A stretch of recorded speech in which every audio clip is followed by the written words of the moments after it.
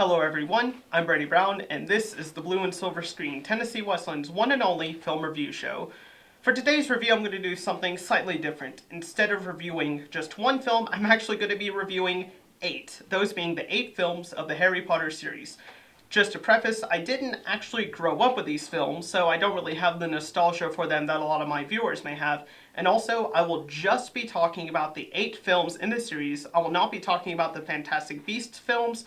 Also, I will be mentioning the books, but this is going to be more about the films. So with a deep breath, here we go. First is the Philosopher's Stone. And yes, I know it's called the Sorcerer's Stone here in the United States. That's a long story you can look up for yourself. And this film is basically all just exposition. It introduces all of the major characters, all of the major locations, all of the major themes. Basically everything you need to know about the series is introduced here. Chris Columbus directed the film, and I'll be honest, I'm not really a fan of his work, but he did do a really good job here. In particular, I really liked the cinematography and production design. The entire film has this kind of storybook feel. However, some of the visual effects and CGI have not aged so well. It's also amazing that they were able to get so many great British actors into this film, including, but not limited to, Alan Rickman, John Hurt, Maggie Smith, the list goes on and on and on. Overall, I think this is a pretty decent film. It's mandatory watching if you're going to watch the whole series, obviously, because it's the exposition. But as a standalone film, it's okay. Next is the Chamber of Secrets. This is where the film really begins to get interesting because of the fact that we are actually getting the plot going with Voldemort and all of that. The one bad thing about this film is that they were trying to juggle so many different plot lines that it ends up becoming a little bit of a mess. However, they do introduce a really interesting character in Gilderoy Lockhart, played by the great Kenneth Branagh. He hams it up so much in this role. He's very hateable, but you can't not love him. Overall, it's a pretty okay film. They're starting to get to the darkness, but they're not there yet. Next is The Prisoner of Azkaban. This is my personal favorite film. It was directed by Alfonso Cuarón, who is an excellent director in his own right, and I highly recommend watching the rest of his works. This film is really where they start to go into the creepiness that the rest of the series is known for, but still maintaining a lot of the whimsy of the original 2 films. This film also introduces 2 of my personal favorite characters, Remus Lupin and Sirius Black, played by the excellent David Thewlis and Gary Oldman.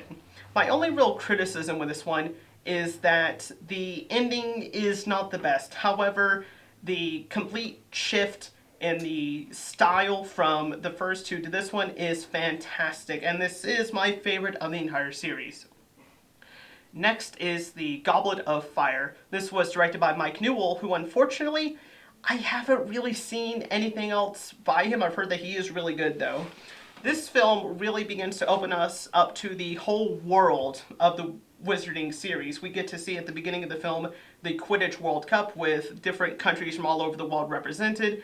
Later in the film, we are introduced to the French and Nordic schools through the Triwizard Tournament. And this is also the film where we finally see the villain himself, Voldemort, played by the great Ray Fiennes. And there's also Mad-Eye Moody. Fun character, although he is not what he seems. Overall, this one is pretty good, not as good as The Prisoner of Azkaban. My one negative with this film is that we begin to get into all the romance and puberty themes, which I personally could do without, but that's just me. Next is The Order of the Phoenix. Now this one is a bit interesting because it's the shortest film in the entire series, but it's the longest book of the series. A bit odd, but considering the fact that the film does take a lot of the plot from the book, but it just condenses it down. For example, the scenes of Dumbledore's army, they go from these very lengthy scenes of the lessons down to montages. The film also introduces some of my personal favorite characters, specifically Tonks and Luna, and it also introduces Dolores Umbridge. If you don't know who she is, you're going to find out. Overall, I think the Order of the Phoenix film is pretty good. It does have the first major death of the entire series. I will not say who it is. And personally, I think it was handled a little bit better in the book than the film. Then we get into the two that I really did not care for, the Half-Blood Prince and the Deathly Hallows.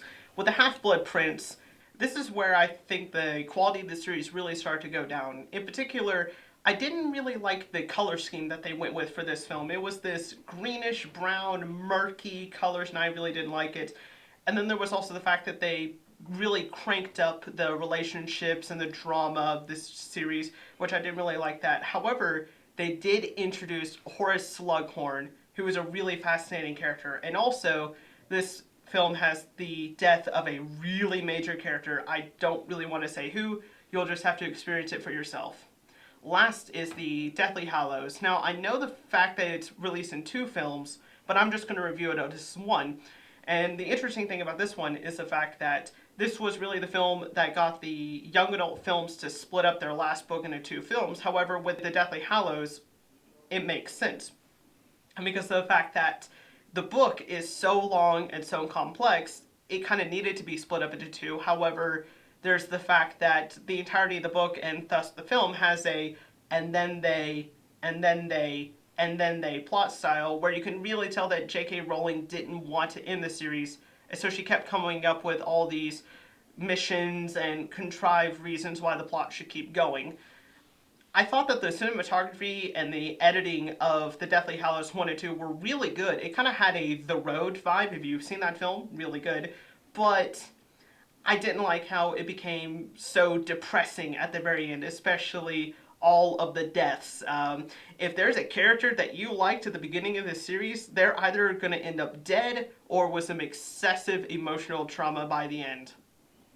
And the epilogue to the film, I think they could have done better. It kind of felt like a fan fiction-y kind of thing, but it's what we got. So those are my thoughts on the Harry Potter film series. Overall, I think it is a fantastic film series, especially because of the fact that they were able to make 8 consistently high-quality films with essentially the same cast and nearly the same crew for all of them. I don't think that this kind of thing could really be done again. We've already seen with series like the Star Wars series where they've tried to do 8 films and it doesn't really work so well. So would I recommend them? Absolutely. If you enjoyed this, please check out our sister show, The Bulldog Backfield, if you like sports. And if you have any comments and questions, especially about the Harry Potter series, I would love to hear them. Please contact us at tennesseewesleyan.edu.